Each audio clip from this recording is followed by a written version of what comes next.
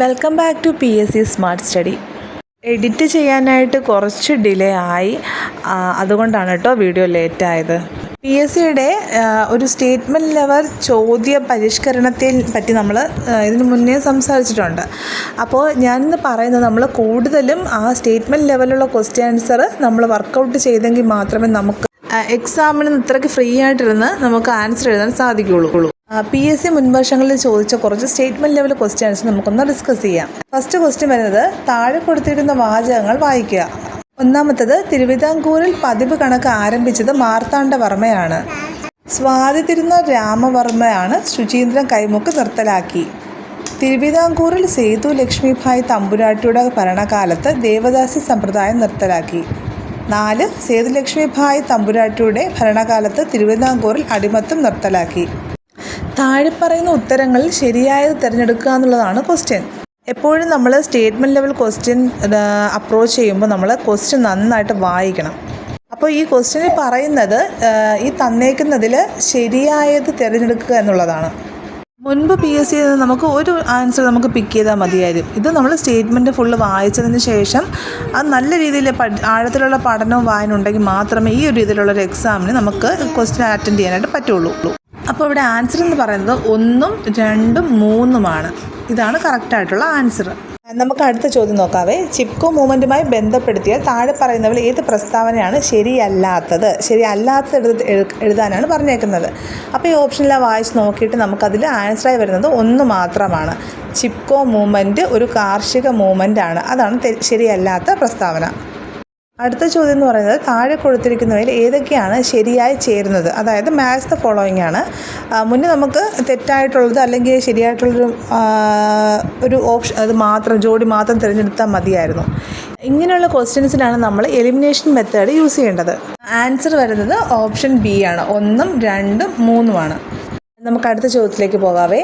Repo റേറ്റിനെ പ്രതി താഴെ പറയുന്നവയിൽ ശരിയായത് ആയവ ഏത്?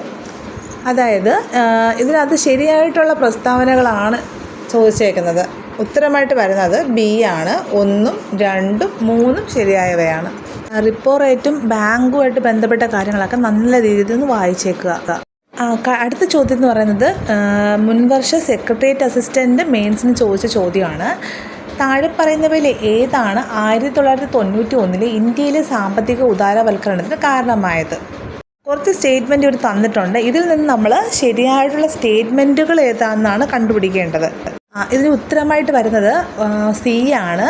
ഇന്ത്യയിലെ സാമ്പത്തിക ഉദാരവൽക്കരണത്തിൻ്റെ കാരണങ്ങളായി വരുന്നതാണ് ഈ 1, 2, 3.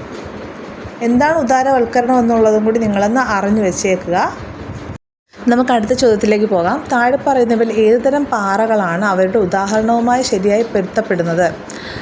ആഗ്നേയശില, ബസാൾട്ട്, അവസാദശില, സ്ലേറ്റ്.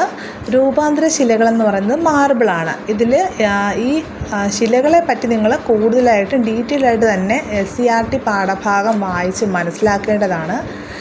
ഭൂമിക്കുള്ളിലെ മാഗ്ന പുറത്ത് വന്ന് തണുത്തുറഞ്ഞ് ഉണ്ടാകുന്ന ശിലകളെയാണ് ആഗ്നേയ ശിലകൾ.